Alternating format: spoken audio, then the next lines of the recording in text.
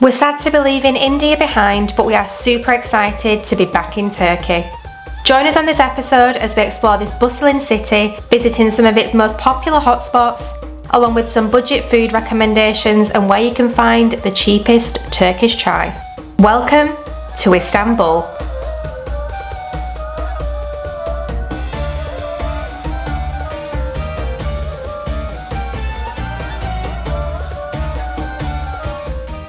So we're starting off today by having a walk through the park to visit the Blue Mosque and Hagia Sophia.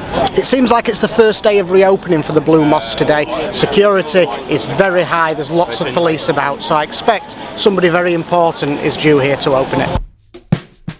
So it turns out the VIP was actually the Turkish president, who was there to reopen the mosque after its 5-year restoration period.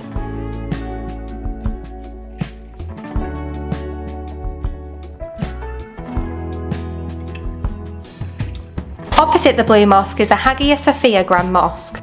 Interestingly, this building has also previously been a church and a museum before becoming a Muslim mosque again in 2020. Sadly, due to the queues, we didn't get to see inside either of the mosques due to excessive wait times and as we had a strict sightseeing schedule to stick to. In between both mosques is Sultan Ahmet Park. This is a great place for taking some time out to relax and unwind and admire views of both mosques, and it even makes the perfect place for a picnic. So as disappointing as it is that we can't get into the Blue Mosque, what's not disappointing is right outside the Blue Mosque is a simit stall. Now simit is like a Turkish bagel. It's bread with sesame seeds on. I've never had one before, so I'm going to try one. It's 7.5 lira for one piece. So you could actually get it with Nutella, but I've gone for the healthy option and I'm just having it plain, so let's give it a go.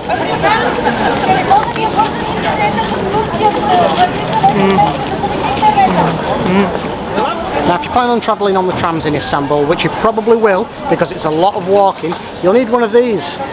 These will cost you 50 lira and you can buy them at most tram stops. However, it is a bit of a nightmare to get one, then you have to top it up. It's a bit like London's Oyster card or something similar. However, there was a kind man that helped us sort it out and showed us what to do to get one.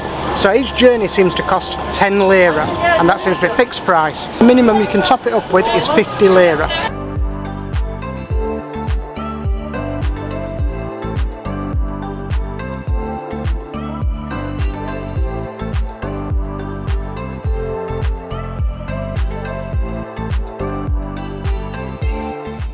Our next stop was the Grand Bazaar, or so we thought. Oh, we really need to get better at this. So it's not open till Monday. We leave on Sunday and it's Friday today. Now I did say with it being Eid today, we might have problems. But don't worry, because here's something we prepared earlier.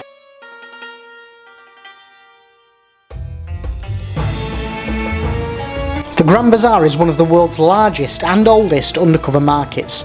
It's made up of 61 streets and home to over 4,000 shops, which attract the custom of both tourists and locals.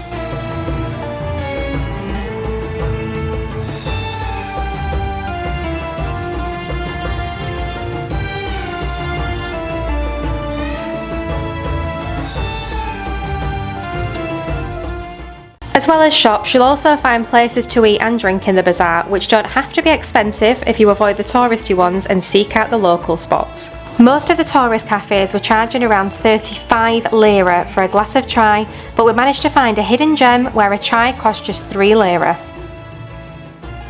Admittedly, this cafe wasn't much to look at, but it's a hidden spot which mainly serves locals, hence the cheap price.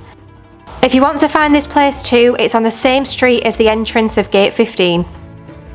Shopping and food doesn't just stop once you leave the bazaar. On the outside we managed to find a gem of a place what served a traditional chicken doner for just 35 lira. So we're just heading towards the waterfront now, where hopefully we're going to catch the bus and head towards Balat.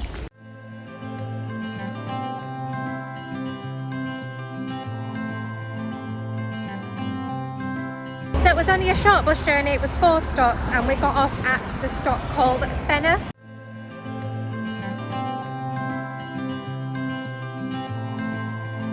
So So Balat is a really cool neighbourhood that you must visit when you're in Istanbul. If you're an Instagrammer, it's every Instagrammer's dream. It's full of colourful buildings to get some really cool pictures with, and there's also some quirky bougie cafes that you can visit too.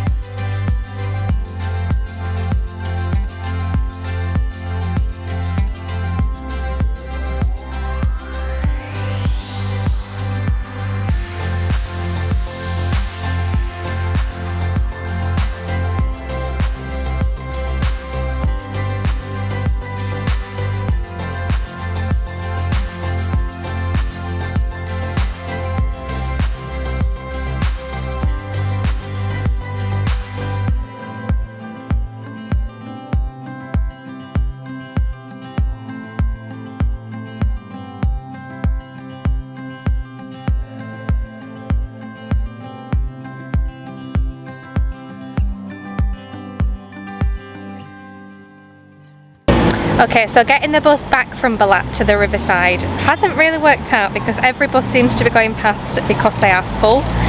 So we're going to attempt to walk back. I reckon it's going to take half an hour. John's thrilled, as you can imagine.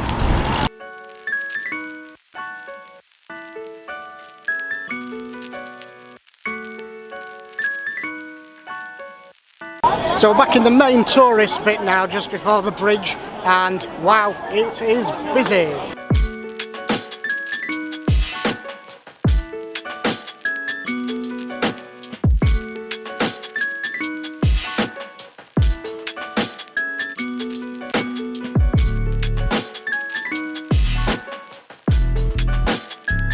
We've just come across a guy with his cart doing kofta sandwiches, and they look really good and the smell is amazing. It's going to cost us 50 lira for one, so we're going to have one each. Who needs a restaurant? Some of the best places to eat are street food places, and we've had so many good experiences, and this is honestly another one that's paid off.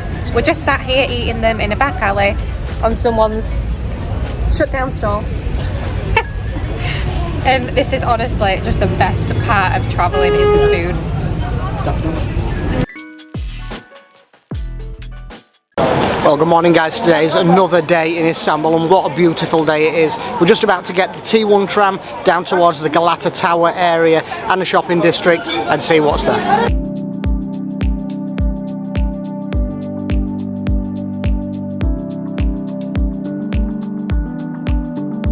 Whilst walking up the very steep hill to the Galata Tower, we stopped to buy a gift for a very special lady.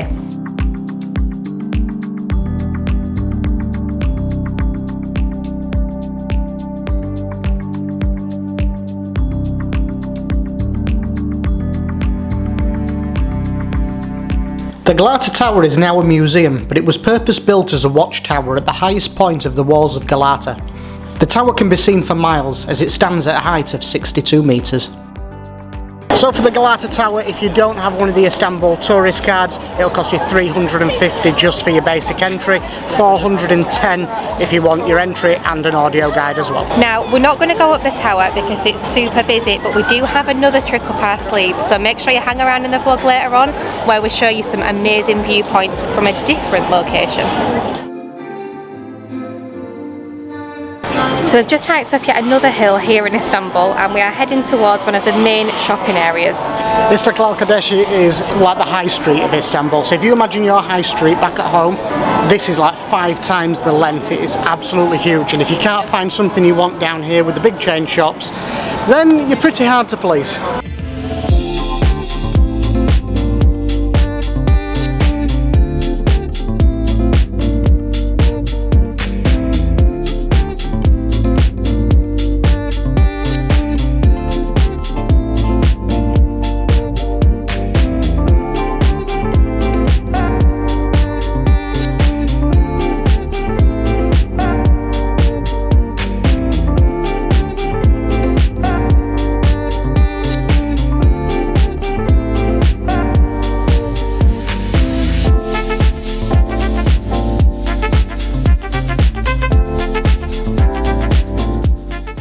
Okay guys, so we promised you a viewpoint and here it is. We are at 360 Restaurant Istanbul and the views from here are spectacular.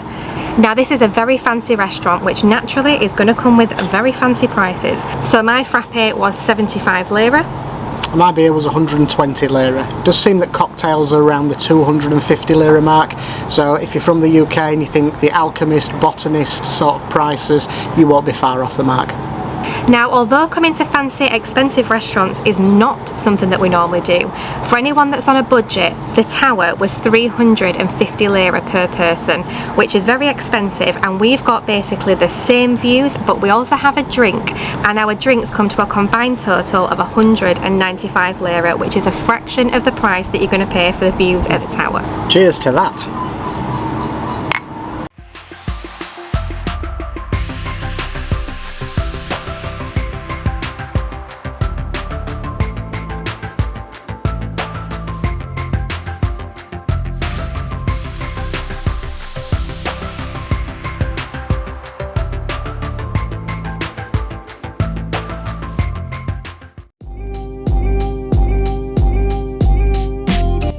So I just stopped for a quick haircut. 200 lira it cost me, which is more than I'd normally pay, but I didn't have much of a choice because most places are closed, it being Eid. And well, he's not left me with much. I think he used to shear sheep beforehand. There's nothing left really, so value for money haircuts.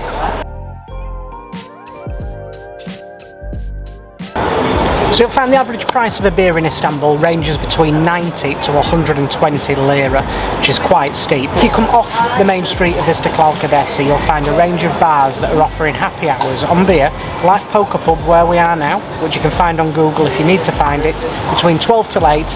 A large beer is 50 lira.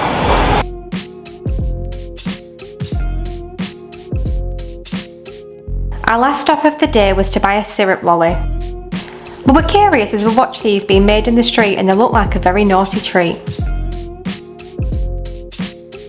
They didn't solidify as we thought they would though, so eating them was quite a challenge. It's on the chin! So guys, some of these crowds are what we've had to contend with since we've been in Istanbul, and it is absolutely mental, so I'm sorry it's not been as good as what we normally do, but we just can't get anywhere fast. And I hate crowds, so not ideal. We both agree we didn't make the best decision by visiting Istanbul during Eid.